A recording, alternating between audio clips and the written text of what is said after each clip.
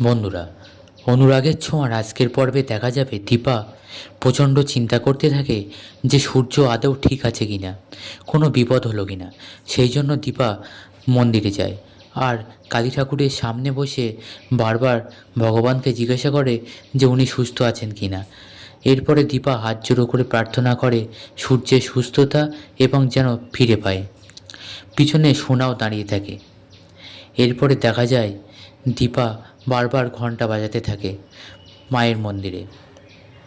ওদিকে দেখা যায় সূর্যর সেন্স ফিরে আসে, আর সেন্স ফিরলেই দীপার কথা মনে পড়তে থাকে, আর আগের কিছু স্মৃতি এবার সূর্যর মনে পড়তে থাকে। তাদের কাটানো, দীপা আর সূর্যর কাটানো মুহূর্তগুলো মনে পড়তে থাকে। এমন সময় রুডি দেখতে পায় যে সূর্যর জ্ঞান ফিরেছে। তখন রুডি বলে, ও, ডাক্তারবাবুর জ্ঞান ফিরেছে তাই তো। এরপরে ইঞ্জেকশন রেডি করে রুডি, সূর্যকে আবার ইঞ্জেকশন দেবে বলে। এরপরে দেখা যায় দীপা এদিকে ঠাকুরের কাছে প্রার্থনা করে এবং মন্দিরে ঘন্টা বাজাতে থাকে। ওদিকে রুডি ইঞ্জেকশন নিয়ে সূর্যর কাছে এগোতে থাকে। এইভাবে এগোতে এগোতে সূর্যকে সব ইঞ্জেকশন দেবে এমন সময় সূর্য রুডির হাত ধরে ফেলে। তখন রুডি বলে, ছাড় ছাড় বলছি। এরপরে দুজনের মধ্যে ধস্তাধস্তি হয়। তারপরে সূর্য রুডিকে ঠেলে ফেলে দেয়। তখন রুডি বলে, তোর এত বড় সাহস, আমাকে ঠেলে ফেলে দিলি। এরপরে উঠে আবার ইঞ্জেকশন দিতে গেলে তখন সূর্য আবারও হাত ধরে। এদিকে দেখা যায় দীপা ঠাকুরের সামনে প্রদীপের শিখার ওপর নিচে হাত রাখে, আর আগুনের ওপর হাত রেখে সূর্যর সুস্থতা প্রার্থনা করতে থাকে, আর ভগবানকে বলতে থাকে তুমি ইঙ্গিত দাও যে উনি সুস্থ আছেন আর ওনাকে ফিরিয়ে দাও। এদিকে দেখা যায় রুডি আর সূর্যের মধ্যে প্রচণ্ড লড়াই বেঁধে যায়। এরপর রুডিকে বারবার ধাক্কা মেরে ফেলে দেয় সূর্য। এরপরে রুডি রাগ করে সূর্যকে মেরে ফেলার প্ল্যান করে। এমন সময় কুন্তলার ফোন আসে রুডির কাছে। তখন কুন্তলা ফোন পেয়ে রুডি তো রেগে যায়, বলে, মা তুমি এখনই ফোন করলে, আমি এক্ষুনি ওকে শেষ করে দিতে যাচ্ছিলাম। তখন কুন্তলা বলে, একদম ওই ভুল কাজ করিস না। আমাদের প্ল্যানটা কী ছিল? তাহলে দীপা আসবে কী করে? দীপাকে তো আসতে হবে। তখন রুডি বলে, হ্যাঁ ঠিক আছে তাই হবে। এরপর ফোনটা রেখে দেয়। এমন সময় দেখা যায় কৃষ্ণ আর রূপা এসে দীপাকে বলে, মা ওদিকে লাবণ্যর জ্ঞান ফিরেছে, ও তোমাকে বারবার ডাকছে, চলো।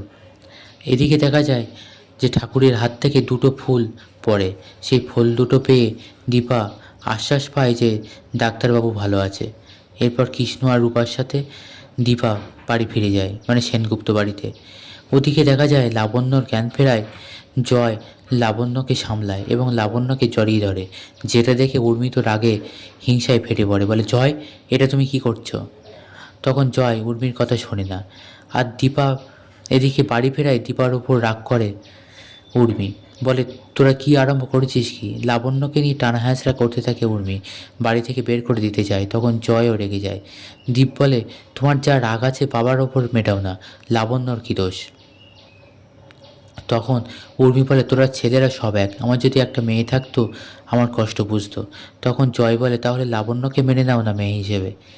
এরপরে দীপা আসে এবং লাবণ্যকে জড়িয়ে ধরে, বলে, লাবণ্য বলে, আমি ভালো ছেলেকে ফিরিয়ে আনতে পারলাম না বাড়িতে। ভালো মা আমি পারিনি। আমি তবে চেষ্টা করেছিলাম, আমি হুইল চেয়ারে করে ঠেলতে ঠেলতে বাইরে পর্যন্ত এনেছিলাম। আমি সবাইকে হেল্প হেল্প করে চিৎকার করছিলাম, কিন্তু কেউ হেল্প করেনি। তখন দীপার মনে পড়ে যায় সেই রাতের ঘটনা। এরপরে লাবণ্য বলে, আমি তো অনেক ছোট তাই বেশি দূর আনতে পারিনি।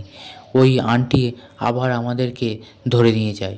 তখন সমস্ত কথা বলে দেয় লাবণ্য, আর সবটা শোনে।